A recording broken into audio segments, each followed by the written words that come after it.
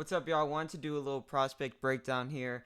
So, recently I've been writing articles about prospect breakdowns. I've done Alexander Sarr and Reed Shepard, I believe. And that's mainly because I'm a Rockets fan, as you can see in the background. I got a lot of Rocket stuff. But yeah, so Reed Shepard and Sarr are like the two main guys the Rockets might get. But anyway, today I want to talk about Bronny James. So, obviously, Bronny James before the season had cardiac arrest, and so this I believe he missed 8 games, so it kind of limited his college experience. So if a team wants to draft him, obviously he might be a two-way player. He might be in the G League just to develop for a little bit.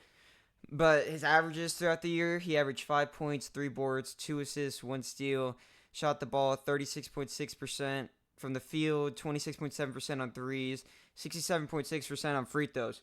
So definitely not you know, what you want to see if you're trying to draft someone for their shooting and defense, which is mainly what Bronny's going to be used as in the NBA. I see him mainly as 3 and D type guy. But it can definitely be improved on. I mean, considering USC wasn't a very great team this year, I feel like that Bronny can definitely improve in these categories if he has better trainers and he just, not that USC trainers are bad, but like NBA trainers are way better than college trainers in my opinion. So moving on to Bronny's strengths here, he's a very great catch and shoot player. If you watch his film, he's actually a lot of the shots he takes is in catch and shoot in the half court set. And he in the draft combine, he actually finished very high among guards in some of the shooting drills. For example, the star shooting, he shot 19 for 25, which is really really good. 76%, I believe. So pretty good. And that the star shooting drill is really shots on the move, and it's not surprising he did good if you look back at his high school and AAU film because he took a lot of shots on the move and he was very good at making those difficult shots. But looking at defense, he's got really good defensive instincts. He cuts off drives great. He's a very physical defender on the perimeter, and he's most likely going to start as a defensive player until he can get that 3 pointer consistent. I think that his defense is really going to carry him to get minutes in the NBA because there aren't a lot of defensive guards really.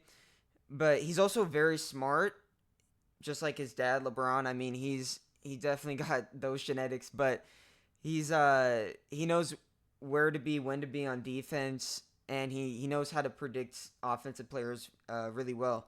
He's also very athletic. He had a 40-inch vertical in the combine. He's got a really consistent shooting stroke, in my opinion. He just needs to be a little bit more consistent with his makes. He can make decisions off the catch. So what I mean by that is he knows when to shoot, pass, or drive whenever he catches the ball. He knows how to make those decisions pretty quickly. And the ball doesn't stick a lot, so basically when he catches the ball, he's making a decision quick. He's not trying to ISO his man. But he's also very good in transition. He's a solid shooter off the dribble.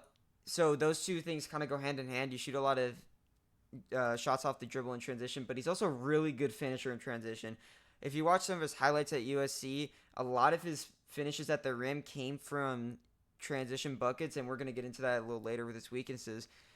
But so if you also watch some of his shots off the dribble, a couple of his 3 pointers he took off of a handoff from his big man where he would take a couple dribbles and then shoot a three at the top of the key. And those are definitely NBA type shots in my opinion. I think you see a lot of big man handoffs into making reads off of that. A lot of pick and roll action from there.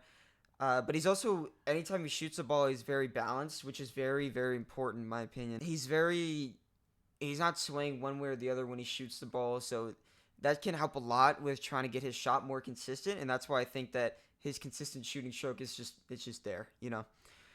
As we go into weaknesses, by the way, a lot of the flashes are there if we're looking at offensive stuff or mainly offensive stuff. Obviously, 6'1.5", you're not gonna have any flashes at 6'10". But anyway, going to weaknesses. So he's very small. He's 6'1.5" is what he measured at the combine without shoes, which is way under what he was listed. I believe 6'4" on the USC basketball page. His offensive game isn't at the level it needs to be. I'll go into depth more when I go more through my notes. But he's definitely got some health questions, obviously, with his cardiac arrest. I think that he's going to be fine, but Again, you never know with previous history. So he also, his shot is a little bit slow in my opinion. It kind of takes a couple seconds for him to shoot it.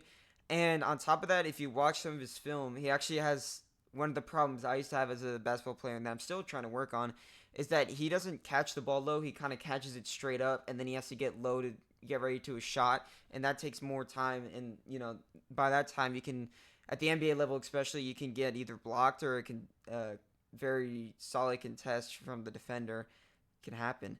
But he also missed a lot of open threes in college. And so, like I said, this comes with a consistency. But I think that he can, this can easily be sharpened on. I think that if you just go on the gun and you just get shots up, I think he can fix that pretty well. In the paint, I think he can use his athleticism a lot more. I think that he can be a better finisher physically. And if you actually look at the stats here, he only took 11 shots at the rim last season in the half court set, which is way below average. And if you're looking at a 40-inch vertical, like, you got to be taking a lot more than 11 shots at the rim.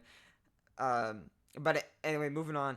He needs a better handle for sure. There's definitely a couple times watching his film where you can see him getting clamped up a little bit at the half court where he gets the ball poked away or he just he can't get by his man because his handle's not there. I think if he improves his handle, he can actually blow by his defenders a lot more, and I think that will allow him to take more shots at the rim. For him to take more shots on the rim, he needs to work on getting deeper paint touches. So what I mean is, whenever he gets paint touches, it's more like either at the elbow or he's like right outside the paint. So it's not like he's getting to the rim to where he can finish pretty easily. I think his touch is there. I think that he can definitely be a very solid player with floaters. And we've seen him actually start to get floaters to his bag. But I think he needs more diverse finishes. He needs to work on the floaters. And I think sometimes it's actually the defender can actually guess pretty easily what he's going to do when he goes up for a layup or a floater or something like that. But yeah, I think overall he needs growth with his handle. He needs to work on his finishing. And he just needs to be more physical. But again, all the flashes are there. He can definitely do it. He just needs to work on it. Oh, yeah, and he needs to make open threes. Just be consistent from there. So, some questions really going with Bronny. I mean, you have the potential, whoever drafts him, to play with LeBron. So, do you think it's worth spending a first-round pick? And in my opinion, I think that you can spend a first-round pick. If you definitely know you're going to get LeBron James for a year or two, why not get him? Especially if you're trying to contend. But I do think that Bronny has the ability to become a very, very solid 3-and-D player. And actually, that goes on to our next question to where can he be an effective player? And I think he can. He looks like D'Anthony Melton, kind of a little bit of Quentin Grimes. He's very good 3-and-D player, catch and shoot threes, good just quick decisions. Nothing no ISO ball like Jalen Brunson or something like that. But he's very solid. What teams he fits with? I mean, obviously LeBron's on the Lakers or was on the Lakers last year, so he would fit really well there. But I think that if he can develop into a 3-and-D type player, he can basically fit anywhere. He's just he could be a very solid glue guy, especially if he gets a handle and he can handle the ball well. I think that'd be great. I think right now his biggest weakness is that he's 6'1.5", and he's not very big. But I think that I think his stats in college, I don't know if there's much to go off of there because of his cardiac arrest, and he went to USC. I think if I was Bronny, honestly, I would probably do another year of college ball, see if I can get my draft stock up a little bit. But he did really, really well at the combine. The first game, he didn't do too well. I think he only had 4 points, and he had 3 turnovers, and he went 2 for 8 from the field. But the second game, I know he did a lot better. I think he's definitely going to get picked in the draft for sure. I think if you're willing to take a risk on him, I think he could be a first-round pick. I don't think he is, though. I think he's most likely going to be back half of the second round, so picks 45 through, I think there's only 58 picks this year because 2 of them got forfeited. But yeah, I mean that's my thoughts on Bronny. I hope you guys enjoyed.